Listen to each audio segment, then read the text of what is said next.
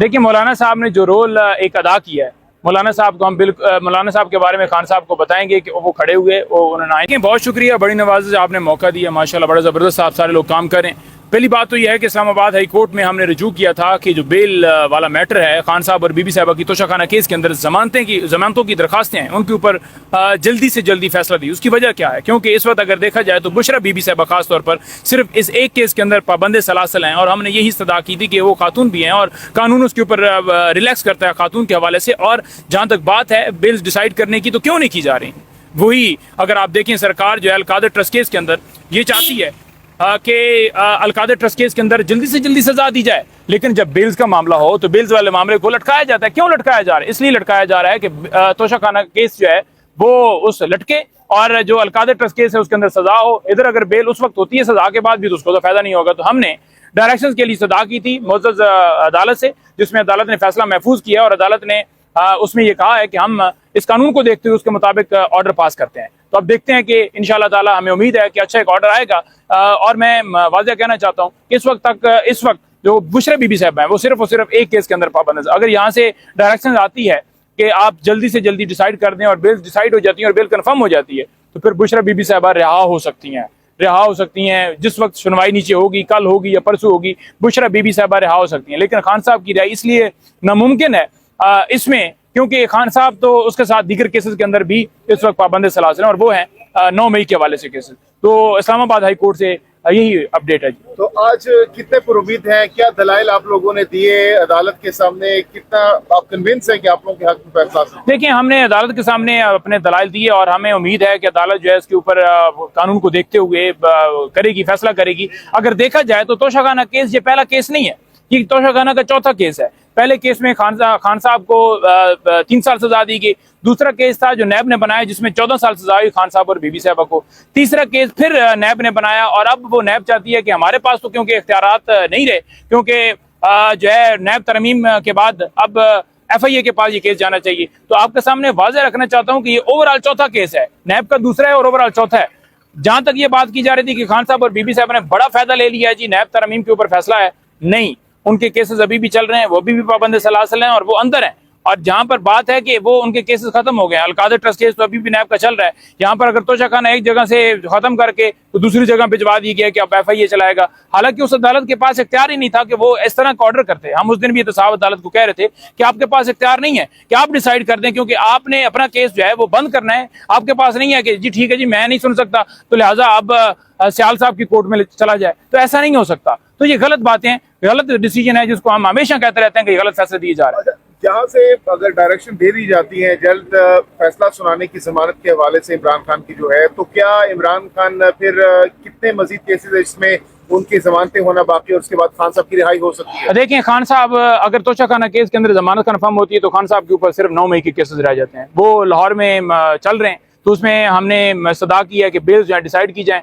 अब उसके अंदर अगर बिल डिसाइड होती है, क्योंकि प्रोसिक्यूशन के पास कोई एविडेंस नहीं है जहां तक बिल डिसाइड होने का मामला है कि कंफर्म होगी या नहीं होगी। अगर अदालत मेरिट के ऊपर फैसला दे तो फौरन कंफर्म होनी चाहिए और फौरन रिहाई हो सकती है। लेकिन आपको पता है जंगल का कानून है, एक केस से रिहा हो, दूसरे में उठा लो, तीसरे से रिहा हो, चौथे में उठा लो, तो ये किया जा रहा है। अच्छा, इसके साथ साथ नईम हैदर पंजोता साहब, इलेक्शन कमीशन में भी आज आप लोग पेश हुए हैं, तो वहां से क्या डायरेक्शन, क्या हुक्म आया है, क्या समाअत हुई है, उस हवाले से भी जरा देखें। इलेक्शन कमीशन में आज बड़ी अहम समाअत थी।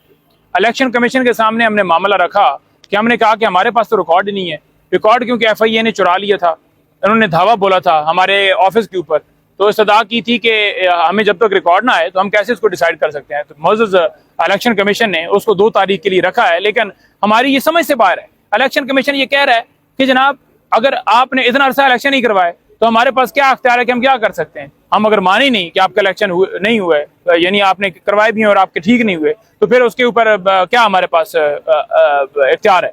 तो हमें ये बात समझ नहीं आ रही कि क्यों इलेक्शन कमीशन पार्टी बना हो। इलेक्शन कमीशन एक आईनी अदारा है, इलेक्शन कमीशन को चाहिए कि वो गैर जानबदाराना फैसले करे। इलेक्शन कमीशन को पार्टी नहीं बनना चाहिए, लेकिन वो पार्टी बन रहा है। ये क्यों किया जा रहा है? इसलिए किया जा रहा है क्योंकि सामने इमरान खान साहब है, उसकी पार्टी है। अच्छा, अभी आप खान साहब से मिलने के लिए डयाला जेल की जानिब रवाना होने जा रहे हैं, तो खान साहब से किन उमूर पर बातचीत करेंगे आज? देखिए, आज खान साहब से मुलाकात है, मुर्शिद इमरान खान साहब से जो है जलसा जो हुआ, उसके बाद एक मुलाकात हुई, जलसे के हवाले से मैंने आपको अपडेट दी। उसके बाद FIR दर्ज कर दी गई मेरे ऊपर भी। तो हम फिर बिल्स की तरफ चले गए। आज उसके बाद आज 4-5 दिनों के बाद 6 दिनों के बाद आज मुलाकात है खान साहब से, आज मुलाकात होगी। उनको बाहर का सारा अहवाल बताऊंगा कि सुप्रीम कोर्ट में किस तरह से ये मामला चलता रहा और किस तरह जो है वो पार्लियामेंट के अंदर जो है मंडियों की जो है बातें होती रही और किस तरह बिलावल जा रहा था, किस तरह जो है वो जो मोहसिन नकवी जा रहा था और किस तरह ये सारे घुसपैठिए जा रहे थे मौलाना के घर। तो यकीनन ये सारी चीज़ें जब बताई जाएंगी तो वो उसके ऊपर हंसी जरूर करेंगे। तो आज खान साहब से मुलाकात होगी, उनको जलसे के हवाले से भी बातचीत उनके साथ होगी और दीगर पहलुओं के ऊपर भी होगी। जी, ये बताइएगा कि मौलाना साहब के हवाले से इमरान खान साहब क्या ओपिनियन रखते हैं कि मौलाना साहब ने बड़ा अच्छा स्टैंड किया है? अगर बताएंगे तो मौलाना साहब को जो अहवाल बताएंगे मौलाना साहब का इमरान खान को, वो किस तरह बताएंगे? देखिए, मौलाना साहब ने जो रोल एक अदा किया है, मौलाना साहब को हम बिल्कुल मौलाना साहब के बारे में खान साहब को बताएंगे कि वो खड़े हुए, वो उन्होंने आइन की बालादस्ती के लिए खड़े हुए और उन्होंने कहा कि मैं इन तरमीम को नहीं कबूल करता। और अगर बात की जाए मौलाना साहब की, देखिए बात यह है कि अगर मौलाना साहब इस चीज़ को इंडोर्स करते और तरमीम को कहते कि ठीक है, तो फिर मैं ये समझता था कि मौलाना साहब की सियासत का वो आखिरी दिन होता, क्योंकि इसको ये आइन क्या होता है? आइन होता है अवाम की तर्जुमानी करता है कि कैसे इस मुल्क के अंदर लोग रहेंगे, किस तरह वहाँ पर कानून होगा, किस तरह उनको बुनियादी हकूक हासिल हो। जब आप बुनियादी हकूक ही ख़त्म कर दें और लोगों के रहने के ऊपर ही एक चोर को, डाकू को बिठा दें कि अब नवाज शरीफ, शहबाज शरीफ ही एक जज का इंतखाब करेगा और एक आईनी अदालत बनाएगा जिसका सरबराह भी वो होगा, और सुप्रीम कोर्ट में 2 चीफ बैठेंगे। ये कहीं आपने देखा है कि किसी जगह पर सुप्रीम कोर्ट और वहाँ पर 2 चीफ जस्टिस बैठे हों? या कहीं आपने देखा है कि आर्मी या कोई भी इदारा हो तो वहाँ 2 IG बैठे हों, या 2 नैब के चेयरमैन बैठे हों, या इसी तरह से पंजाब पुलिस के 2 बैठे हों, या इस्लामाबाद पुलिस के बैठे हों, या किसी और इदारे के बैठे हों? तो ऐसा हो नहीं सकता। या आर्मी चीफ भी 2, तो ये हो नहीं सकता। तो नहीं, मेहतर पंजोता साहब, ये बताइएगा कि जो माजी फजल रहमान साहब को इमरान खान का गुजरा है, उसके बाद समझते हैं कि इमरान खान के दिल में भी मौलाना फजल रहमान का कद काठ बड़ा हुआ है। जिस तरह फजल रहमान साहब कहते हैं कि ये सारे सियासी बयान थे, तो आप दोनों का जो मोटो तो एक ही है। देखिए, बात यह है कि जब आप जंग लड़ रहे होते हो ना, और कोई बंदा अगर असूल पर नहीं खड़ा होता तो फिर डेफिनेटली आप उसे क्रिटिसाइज भी करते हो, लेकिन अगर बंदा कोई असूल के साथ खड़ा हो जाता है, कानून के साथ खड़ा हो जाता है, तो फिर डेफिनेटली आप सपोर्ट करते हो। तो हम इसी वजह से सपोर्ट कर रहे हैं उनको, क्योंकि वो कानून के साथ खड़े हैं। अगर वो कानून के साथ ना खड़े होते तो फिर बेशक मौलाना छोड़ के उनके कोई और भी होते तो हम कभी भी ना करते। अच्छा, साबिक सदर आरिफ अलवी ने गुज़श्ता रोज मौलाना फजल रहमान की रिहाइशगाह पर उनसे मुलाकात की। सुनने में आ रहा है कि खान साहब का कोई पैगाम था, मैसेज था जो कि कन्वे किया गया है। क्या मैसेज हो सकता है खान साहब का जो कि मौलाना साहब को दिया गया गुज़श्ता रोज?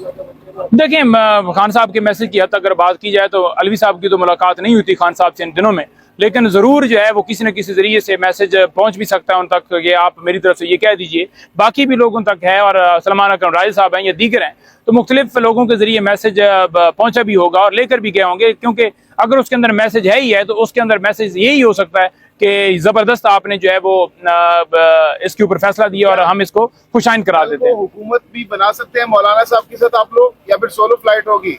नहीं, देखिए, हुकूमत की इस वक्त तक ऐसी कोई बात नहीं है कि हुकूमत हम मिलकर बनाएंगे। हाँ, कल अगर देखा जाता है कि इसी तरह मौलाना साहब खड़े रहते हैं और अपने असूलों के ऊपर वो कायम रहते हैं और आगे चलते हैं और इस मौक़िफ़ की तायीद करते हैं कि जो इमरान खान का विजन है या जो मुल्क के अंदर कानून की बालादस्ती है, तो डेफिनेटली कुछ भी हो सकता है। ठीक है, बहुत बहुत शुक्रिया। Thank you ji.